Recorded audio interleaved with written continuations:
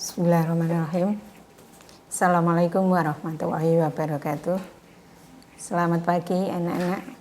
Selamat berjumpa kembali dalam pembelajaran jarak jauh pada sesi kelima.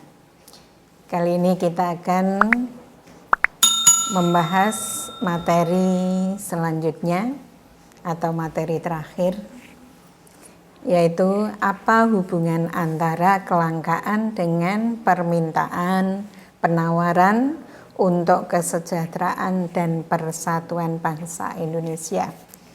Namun sebelum kita mulai anak-anak, seperti biasa kita menghadiahkan suratul Fatihah buat Bapak Ibu guru yang mengampu kalian agar diberi kesehatan, keberkahan dan keselamatan dalam hal apapun, dan juga ilmunya bermanfaat dan berkah bagi kalian hari ini ataupun kedepannya. A'udzubillahi minasyaitonirrajim. Bismillahirrahmanirrahim. Alhamdulillahirrabbilalamin. Ar-Rahmanirrahim. Maliki yaumiddin. Iyyaka na'budu wa iyyaka nasta'in. Ihdinas siratal mustaqim. Siratal ladzina an'amta 'alaihim ghairil maghdubi 'alaihim waladdallin. Baiklah anak-anak, kita mulai sambil kamu membuka materi yang ada di buku paket atau mungkin dalam buku lembar kerja kalian.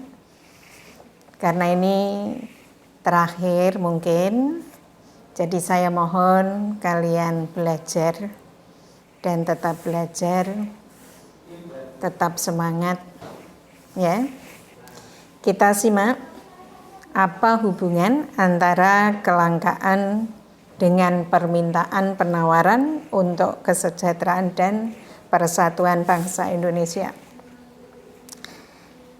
Ketika kita membicarakan kelangkaan, pada dasarnya perlu kita pahami penyebab utama terjadinya kelangkaan ini tentu saja karena ulah kita sebagai masyarakat atau manusia yang kadang bersikap serakah dan selalu mengeksploitasi, memperbesar hasil, mengambil sumber daya alam yang berlebihan, sehingga kalau sumber daya alam ini kita ambil secara besar-besaran dan secara terus-menerus, tentu lambat laun akan mengalami kehabisan. Jadi bukan saja langka.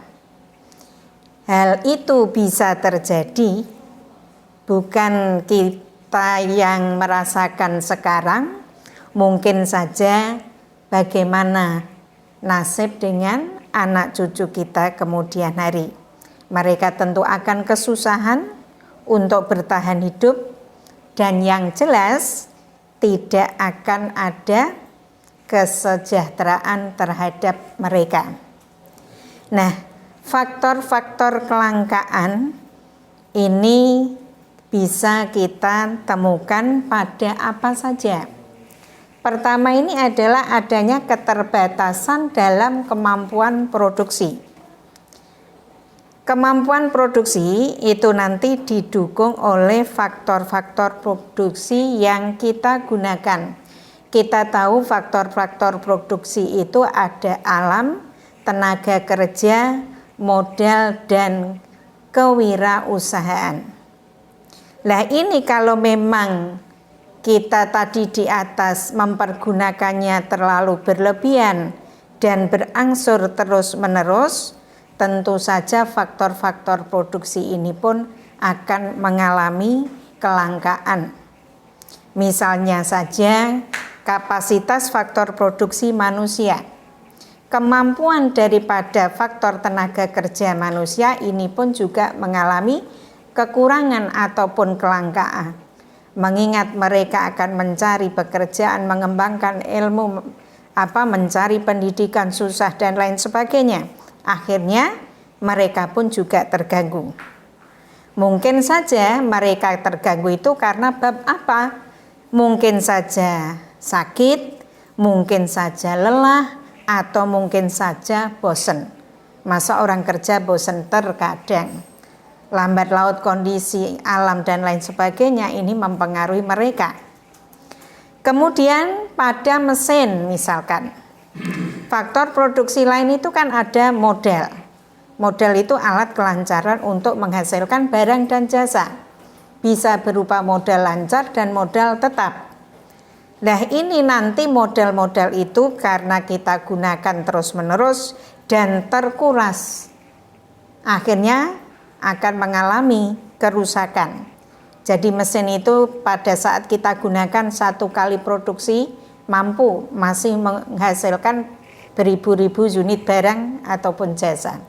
Tapi karena mungkin termakan waktu atau mungkin termakan lamanya mesin itu digunakan, akhirnya mengurangi nilai. Jadi mesin akan karaten atau tidak sesuai dengan zamannya. Kemudian mungkin saja gedung ini juga 1 kali, 2 kali, 5 kali bertahan. Akhirnya mereka, para tenaga kerja di atas tadi, terganggu juga karena alat-alatnya sulit untuk ditemukan. Kemudian selain itu keterbatasan produksi itu nanti juga ditentukan oleh perkembangan teknologi yang tidak sama. Kita tahu negara yang maju dengan negara yang sedang berkembang, ini kemajuan dalam ilmu pengetahuan dan teknologinya juga berpengaruh.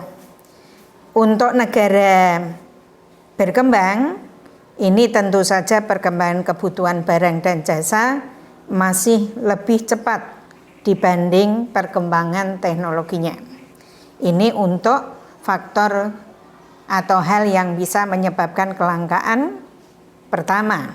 Yang kedua yaitu adanya bencana alam. Bencana alam ini merupakan faktor perusak yang ada di luar kekuasaan dan kemampuan kita. Nah, walaupun sebenarnya sebagian bencana alam itu terjadi akibat ulah kita atau manusia sendiri, ya. Tapi ada bencana lain yang memang di luar kemampuan kita. Mungkin saja ada banjir, ini juga awalnya juga berada dari kita juga. Gempa bumi, tanah longsor atau kebakaran hutan dan lain-lain yang bisa membawa dampak kerugian yang cukup besar. Nah, kerusakan bangunan atau tempat usaha, sumber daya alam dan bahkan korban jiwa ini yang menjadi korban bencana alam, ya. Kemudian faktor ketiga yaitu kerusakan sumber daya alam. Tadi di depan sudah kita sebutkan akibat ulah manusia. Jadi dalam mengambil sumber daya alam, manusia ini diharapkan untuk berhati-hati dalam menggunakan sumber daya alam yang tersedia. Ya, jangan karena kesalahan manusia sumber daya alam yang tersedia menjadi rusak. Misalkan adanya penebangan hutan yang tidak berencana dengan baik mengakibatkan hutan menjadi gundul dan mengakibatkan banjir. Jadi seperti saat ini mungkin sana sini banjir, ini mungkin kuasa pencipta tapi juga ulah kita juga. Kemudian faktor lain yaitu keterbatasan sumber daya. Alam memang menyediakan sumber daya yang cukup melimpah. Namun tetap saja jumlahnya terbatas. Kita tahu namanya terbatas itu tidak ada sama sekali, tidak ada. Tapi tidak mencukupi bagi daerah lain atau bahkan daerahnya sendiri. Nah, ini apalagi jika nanti manusia mengolahnya itu secara sembarangan. Nah, walaupun nanti sumber daya alam itu dapat diperbaharui misalkan tidak ada, kita mencari lagi atau mengembangkannya, tetap saja akan berkurang dan lama-kelamaan juga akan habis. Kemudian yang selanjutnya yaitu perbedaan letak geografis. Sumber daya alam biasanya itu tersebar tidak merata di setiap daerah. Ada daerah yang sangat subur, ada pula daerah yang kaya akan bahan tambang. Misalkan kita berada di Pulau Jawa, kita akan kelebihan sumber daya bahan makan, tapi untuk bahan tambang kita kurang. Ini dimiliki oleh daerah luar Pulau Jawa. Terpaksa kedua daerah ini saling melengkapi. Bagaimana mereka bisa makan, bagaimana kita bisa terpenuhi bahan tambang lainnya. Kemudian ada pula daerah yang betul-betul tidak ada sumber daya bidang makan, tambang, bahkan gersang, atau bahkan kekurangan air. Nah, perbedaan inilah yang menyebabkan sumber daya menjadi langka dan terbatas, terutama bagi daerah yang tidak mempunyai sumber daya yang melimpah. Kemudian faktor lain yaitu pertambahan jumlah penduduk. Kalau kita melihat teori dari Thomas Robert Malthus, bahwa pertumbuhan penduduk yang terlalu cepat akan mengakibatkan bencana bagi satu daerah. Ini maksudnya kalau memang di situ ada pertumbuhan penduduk 2 kali lipat, maka harus diimbangi dengan kapasitas produksi 2 kali lipat juga. Sebab ini kalau tidak diimbangi semacam itu, ini akan ada semacam bahaya lain. Mungkin ada kelaparan, pengangguran, dan lain sebagainya. Kemudian, menurut Thomas Robert Malthus, ini jumlah penduduk tumbuh menurut deret ukur. Jadi karena pertumbuhannya cepat, hari ini 1, mungkin nanti 2, bahkan 4, 8, 16 sampai selanjutnya. Sementara untuk jumlah produksi itu hanya tumbuh mengikuti deret hitung. Saat ini mungkin kita bisa memproduksi 1 unit. Mungkinkah besok pagi kita bisa lebih 4 atau 8? Tidak, urut saja. 1, besok pagi kok bisa 1 lagi, itu untung. Mengingat beberapa faktor-faktor produksi yang ada di depan tadi. Kalau memang faktor produksi tersedia semua, alam mendukung, tenaga kerja, modal, kemudian semangat para wirausaha pengusaha ini gigih, kemudian tanpa pamrih dan lain sebagainya, mungkin saja hari ini kita menghasilkan 1 unit, mungkin besoknya bisa 4, 8 atau 10, bisa mengungguli jumlah pertumbuhan penduduk tadi. Kemudian selanjutnya yaitu keterbatasan manusia untuk mengolah sumber daya yang ada. Kita tahu jumlah penduduk Indonesia itu besar, dan mereka juga mempunyai ilmu pengetahuan yang tinggi-tinggi. Namun untuk yang memiliki keahlian, keterampilan, ditunjang faktor dana, ini hanya dimiliki oleh golongan tertentu.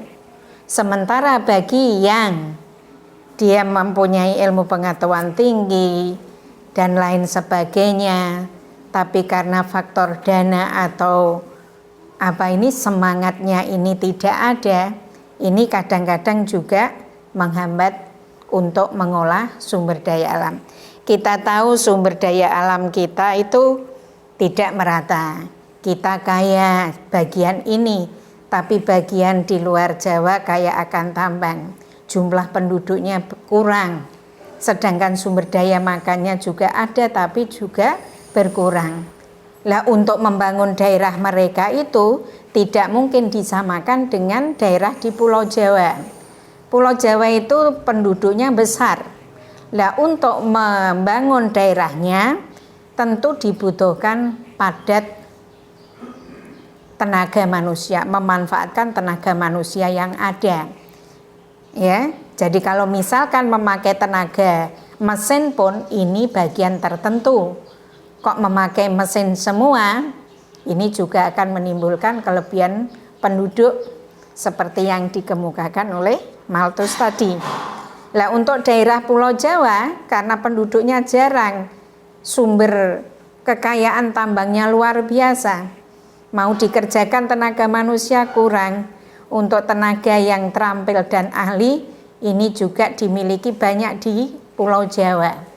Sehingga untuk membangun daerah itu membutuhkan padat modal. Modelnya ini kadang-kadang, tadi kan modal kan ada model lancar dan modal tetap. Lah di luar Pulau Jawa itu membutuhkan keduanya. Modal lancar, barang tambangnya ada, modal padatnya dibangun pakai dana dalam negeri, saya kira tidak cukup. Terpaksa menggunakan dana luar negeri, pinjaman luar negeri ataupun kontrak dengan negara-negara yang mempunyai keahlian di bidang itu, ya. Kemudian selanjutnya yaitu faktor lain, kelangkaan, peningkatan kebutuhan manusia yang lebih cepat dibandingkan dengan kemampuan penyediaan sarana kebutuhan. Jadi inti masalah ekonomi ini adalah bagaimana manusia memenuhi kebutuhannya yang tidak terbatas. Hari demi hari kebutuhan manusia ini tidak tetap, dia akan tumbuh berkembang sesuai dengan aktivitas mereka, tingkat penghasilan mereka, kebutuhan barang mereka, kemudian jenis kelamin mereka, tingkat pendidikan mereka. Ini mengapa kebutuhan kita ini selalu tidak ada batasnya. Kemudian sementara alat pemuas kebutuhan berupa benda ataupun jasa ini jumlahnya pun juga terbatas. Dalam hal inilah mengapa sebuah keluarga, masyarakat, negara berlomba-lomba dalam memenuhi kebutuhan warganya. Jadi bagi kelompok kecil keluarga untuk mensejahterakan keluarganya, keluarga itu akan berbuat semaksimal mungkin untuk terpenuhi kebutuhan keluarganya. Ini juga tidak mudah. Tidak semudah kita menonton TV membalikkan tangan. Jadi di sini adalah merupakan tanggung jawab di dalam keluarga itu kan ada pembagian kerja. Seorang ayah ini punya tanggung jawab bagaimana warganya ini, keluarganya ini sejahtera seperti orang lain, mendidik anak, memberikan dan lain sebagainya. Maka terkadang kepala keluarga ini bekerja sampai semampunya. Mungkin bisa bekerja di dalam negeri, di daerahnya sendiri, alhamdulillah karena punya bejo rezeki yang baik. Mungkin ada yang beradu nasib sampai jauh. Inilah kerja keras dari satu masyarakat, bagaimana cara bisa memenuhi berbagai macam kebutuhannya. Jadi tanpa melihat apa risiko yang saya hadapi. Ini orang perjalanan orang. Kemudian di situ ada juga seorang wanita, ibu atau anggota keluarga lainnya. Ini juga bahu-membahu membantu bagaimana keluarganya ini baik, yang sudah dikangeli oleh kepala keluarga tadi, membantunya ya membersihkan rumah, membimbing anak dan lain sebagainya. Ya, sedangkan kita sebagai anggota keluarga, sebagai anak yang membantu, tidak kok ikut bekerja, ikut juga punya anak enggak. Jadi tugas kita belajar bagaimana supaya kita itu bisa kedepannya baik, orang tua kita juga semangat mencari nafkahnya karena kita jadi anak yang baik. Ya, inilah yang menyebabkan atau faktor-faktor yang bisa menyebabkan terbatasnya barang dan jasa yang dibutuhkan masyarakat. Kemudian lanjutnya, apa sih hubungannya pasar dengan distribusi? Penyebab kelangkaan tadi sudah saya uraikan begitu luas. Nah, itu bisa menimbulkan adanya penawaran dan permintaan terhadap barang dan jasa. Sedikit atau banyak itu berpengaruh pada nanti kita meminta dan menawarkan barang kepada masyarakat. Nah, penawaran terhadap barang dan jasa yang melimpah ini terjadi pada daerah yang punya kelebihan hasil produksi karena memang memiliki. Jadi dia mampu menawarkan, ini loh saya punya, yang kamu mau. Kemudian kelebihan penawaran ini nanti juga mengakibatkan harga barang di daerah tersebut lebih murah karena memang tersedia banyak. Nah, sebaliknya bagi daerah yang kekurangan sumber daya, ini akan terjadi kelebihan permintaan karena tidak punya, sehingga dia akan selalu meminta disediakan barang dan jasa yang ia butuhkan. Tentu saja harganya tidak murah, harganya lebih mahal. Nah, bagaimana cara mengatasi kelebihan penawaran di daerah yang kelebihan sumber daya sumber daya distribusi barang dan kekurangan pada daerah yang kurang sumber daya alam tersebut. Nah, saat ini kegiatan distribusi ku apa? Proses berpindahnya barang dari produsen, dari penghasil ke konsumen, ke pemakai, ke peminta. Ya, jadi kegiatan produksi distribusi ini bisa dilakukan salah satunya yaitu melalui pasar.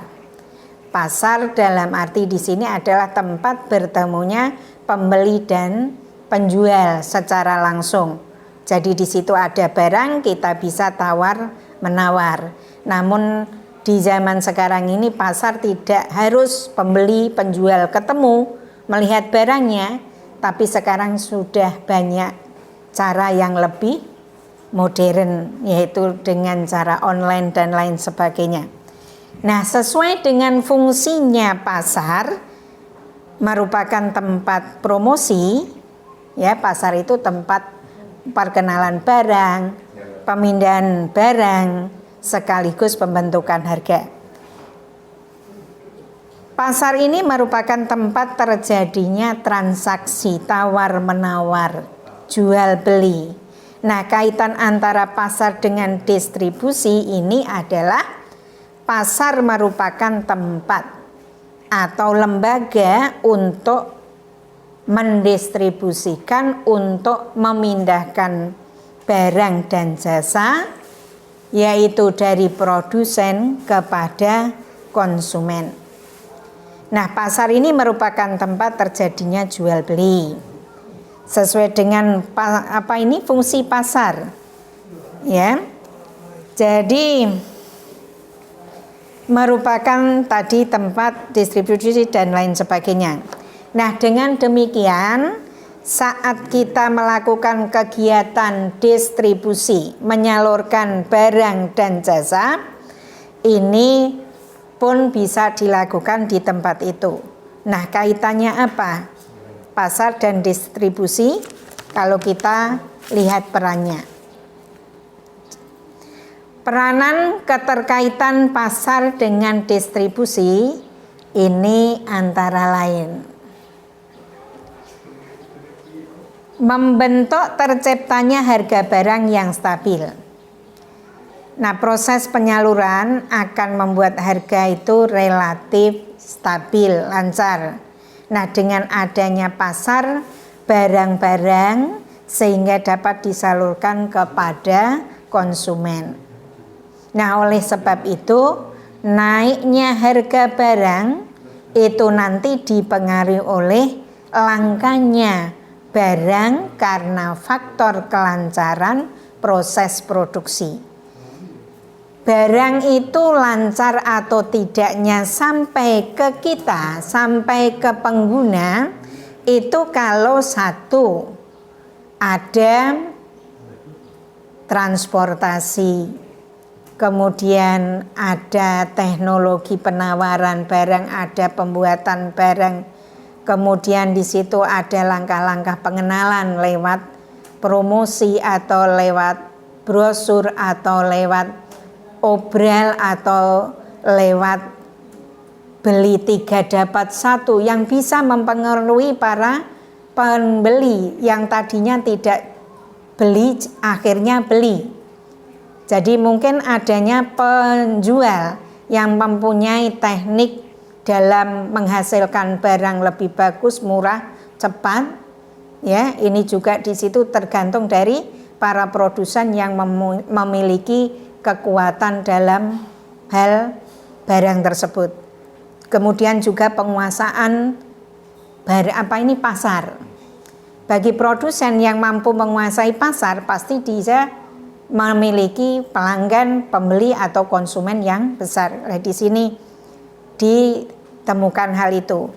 Nah, apabila nanti semuanya lancar, pemindahan barang dari produsen ke konsumen itu lancar, termasuk transportasi, iklan, tenaga promosi, sales dan lain sebagainya, tentu saja barang dan jasa itu akan ada di pasar.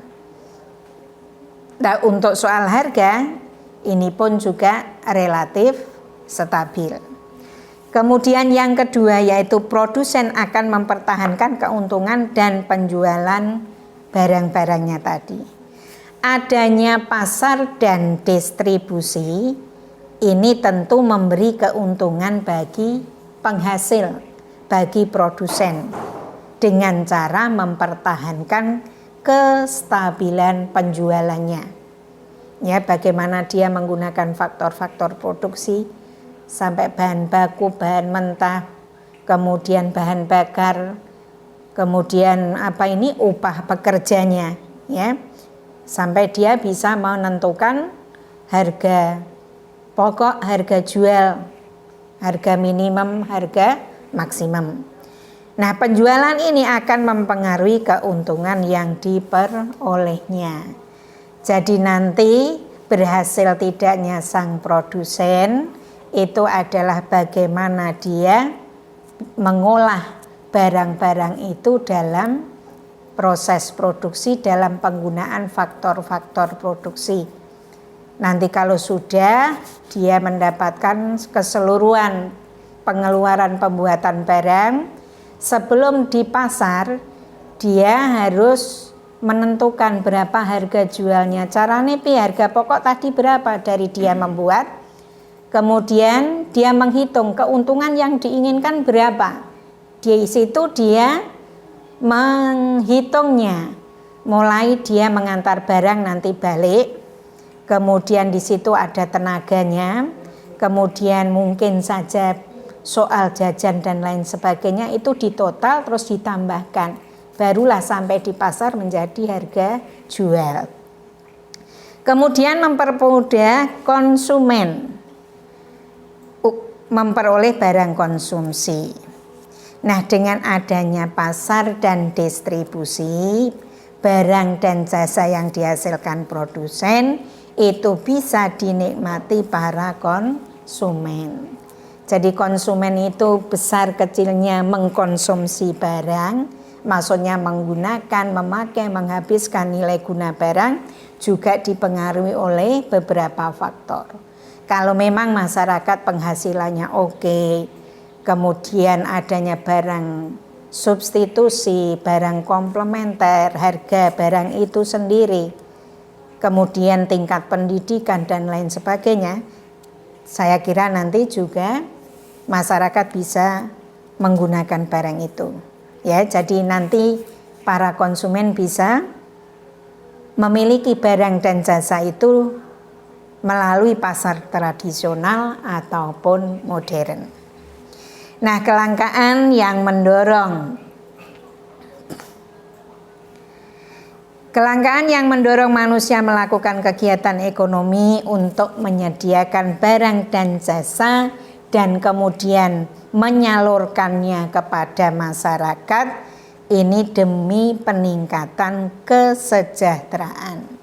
Nah, ketersediaan sumber daya merupakan hal penting dalam upaya memenuhi kebutuhan masyarakat dalam pemenuhan kebutuhan antar ruang, antar daerah atau antar wilayah. Ini kira-kira peranannya itu apa saja, peranan pasar di tiap-tiap daerah. Ini pertama, peranan pasar bagi sumber daya manusia. Jadi makin luas pasar berarti membuka kesempatan kerja. Adanya pasar membuat kreatif masyarakat sekitarnya untuk memperoleh penghasilan. Tentu saja dengan cara menciptakan barang. Apa saja sesuai kemampuan mereka dari dana kemampuan yang dimiliki. Ya, jadi di situ pasar punya peranan mampu menyerap tenaga kerja dan banyak sedikit mengurangi jumlah pengangguran. Ya. Kemudian peranan pasar bagi produsen, bagi para penghasil barang dan jasa.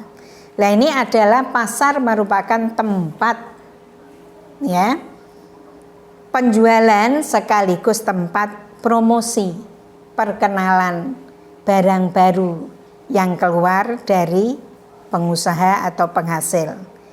Harapannya melalui pasar ini para produsen bisa mengembangkan usahanya. Kemudian yang ketiga, peranan pasar lainnya bagi pembangunan. Pasar ini menyediakan barang dan jasa yang bermanfaat dan diperlukan dalam mendorong pembangunan daerah-daerah. Tiap daerah ada pasar, berarti di situ ekonomi masyarakatnya lambat laun semakin baik. Ya. Selain itu, pasar juga bisa menambah pendapatan daerah lewat biayanya. Kemudian peranan yang selanjutnya bagi kita, bagi para konsumen, bagi para pengguna. Dengan kita menginginkan beberapa barang dan jasa, ini bisa terpenuhi semua kebutuhannya melalui pasar. Tentu saja tadi ya sesuai dengan kemampuan kita masuk ke pasar. Kita kan tahu masing-masing pembeli saat masuk ke pasar itu punya daya beli, kemampuan sendiri memiliki barang dengan uang yang pegang. Ada yang mempunyai daya beli lebih, ada yang sedang, ada yang kurang. Yang lebih itu berarti saat masuk ke pasar, pembeli ini punya uang lebih, misalkan 1 kilo beras Rp1.000. Tapi pembeli ini masuk mampu membawa uang 5.000. Lah disitulah pembeli nanti bisa menguasai pasar, keuntungannya besar. Bisa beli barang, kok ada penurunan harga, dia juga bisa mampu membeli lebih. Lah bagi yang seimbang tadi, itu dia harga 1.000, bawanya uang 1.000. Bisa beli tapi sedikit, apa dia bisa meraih keuntungan? Bisa. Kalau ada penurunan harga, nek ono. Ya. Tapi ada kadang kita sebagai pembeli masuk ke pasar tidak bawa uang sama sekali, tidak punya uang. Ape tuku beras sekilo 1.000 mlebu Rp1 gak nggawa. Ini kita rugi, kita ndak bisa beli barang, apalagi ono boboran. Nah ini ya. Kemudian peranan pasar bagi produsen. Ya, jadi itu tadi bagi para konsumen kita bisa masuk itu karena hal-hal lain, karena daya beli kita, tergantung daya beli kita. Ya, jadi makin luas pasar berarti makin mempermudah kita para konsumen memperoleh barang yang kita butuhkan. Tapi yaitu tadi tidak lupa daya beli para konsumen itu tidak sama. Ada yang potensial, ada yang efektif, ada yang absolut.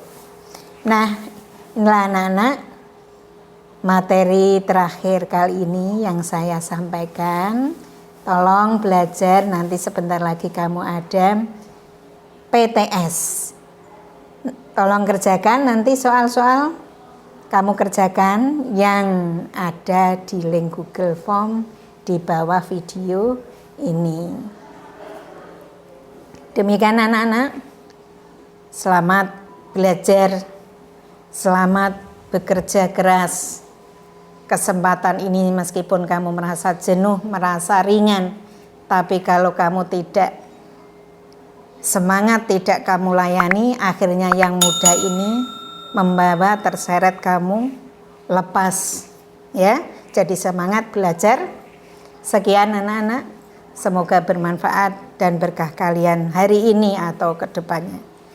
Assalamualaikum warahmatullahi wabarakatuh.